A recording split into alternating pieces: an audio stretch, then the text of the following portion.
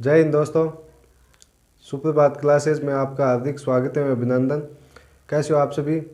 आज अपन टॉपिक जो स्टार्ट कर रहे हैं वो है कॉन्स्टिट्यूशनल कॉन्सेप्ट यानी संवैधानिक अवधारणाएं, जिसमें अपन बात करेंगे पहले कि संविधान क्यों आवश्यक है, दो नंबर कि संविधान है क्या, और तीसरा संविधान के प्रकार कितने हैं, कितने प्रकार के संविधान के कितने प्रकार हैं, और फिर संविधानवाद क्या है, संविधानवाद क्या है।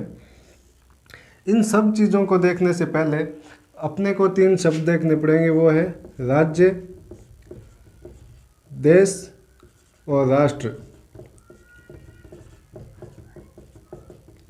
ठीक है, इन तीन शब्दों को देखना पड़ेगा पहले, जिसमें देखिए देश क्या है। देश एक ज्योग्राफिकल शब्द है जिसका अर्थ क्या होता है, स्थान विशेष या जगह। ठीक है ना।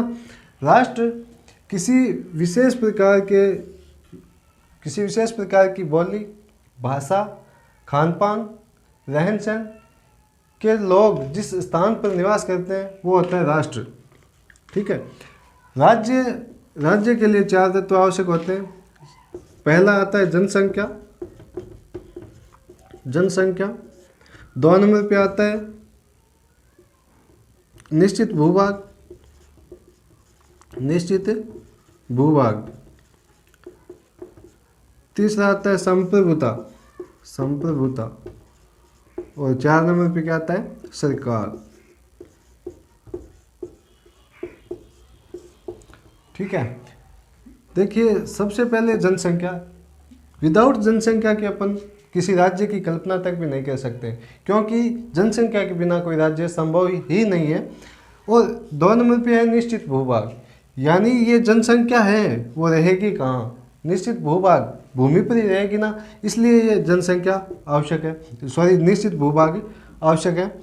संप्रभुता क्या होती है, यानी कोई भी कार्य करने की शक्ति यदि आप में नहीं था, आप स्वयं उस बात का डिसीजन लेते हो, तो वो क्या है, संप्रभुता। दैट इज संप्रभुता। सरकार। इस सरकार को देखने से पहले अपने को एक इस राज्य शब्द है ना, उसकी डेफिनेशन पूरी देखनी पड़ेगी। और वो क्या है कि राज्य बनाया क्यों गया, राज्य की आवश्यकता क्यों पड़ी। तो इसके संबंध में मैं बता देता हूँ कि प्राकृतिक अवस्था में यानी मत्स्य न्याय को समाप्त करने के लिए लोगों ने एक विधि का शासन समाप्त किया, और विधि का शासन स्थापित करके एक संस्था बनाई जिसका नाम क्या दिया, राज्य। यानी राज्य का यह कर्तव्य होगा कि वह क्या करे, लोक कल्याण का कार्य करे। और राज्य है वो लोक कल्याण का कार्य करने के लिए किसका उपयोग करता है, सरकार का। यानी सरकार के माध्यम से राज्य है वो लोक कल्याण का कार्य करता है। अब बात करें कि सरकार के कितने अंग होते हैं, तो सरकार के तीन अंग होते हैं। कौन कौन से, सरकार के तीन अंग होते हैं। पहला व्यवस्थापिका,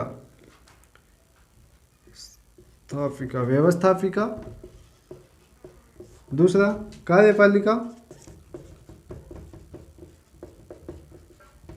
और तीसरा होता है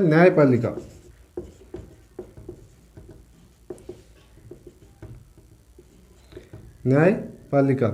यानी व्यवस्थापिका ये बात तय करती है कि देश में किस प्रकार की कानून व्यवस्था होनी चाहिए, यानी क्या होना चाहिए, इस बात का तय कौन करती है, व्यवस्थापिका द्वारा बनाए गए कानून को क्रियान्वित कौन करती है, कार्यपालिका। ठीक है। और ये जो न्यायपालिका है ना, वो इन दोनों पर निगरानी रखने का कार्य करती है। न्यायपालिका व्यवस्थापिका और कार्यपालिका के ऊपर निगरानी रखने का काम करती है कि जो इन्होंने विधि बनाई है और लागू की है वो क्या संविधान के स्वरूप है, क्या संविधान के साथ संगत है या नहीं है।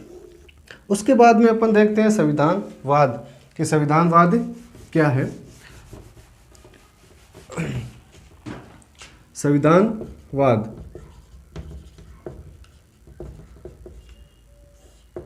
संविधानवाद, संविधानवाद का सीधा सा मतलब ही किससे है? सीमित सरकार से है, कि जो सरकार है वो सीमित होनी चाहिए, एक बात। 2 नंबर कि सरकार के अंदर, सरकार में निरंकुशता,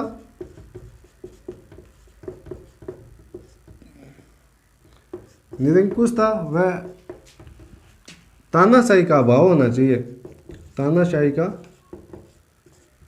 अभाव हो।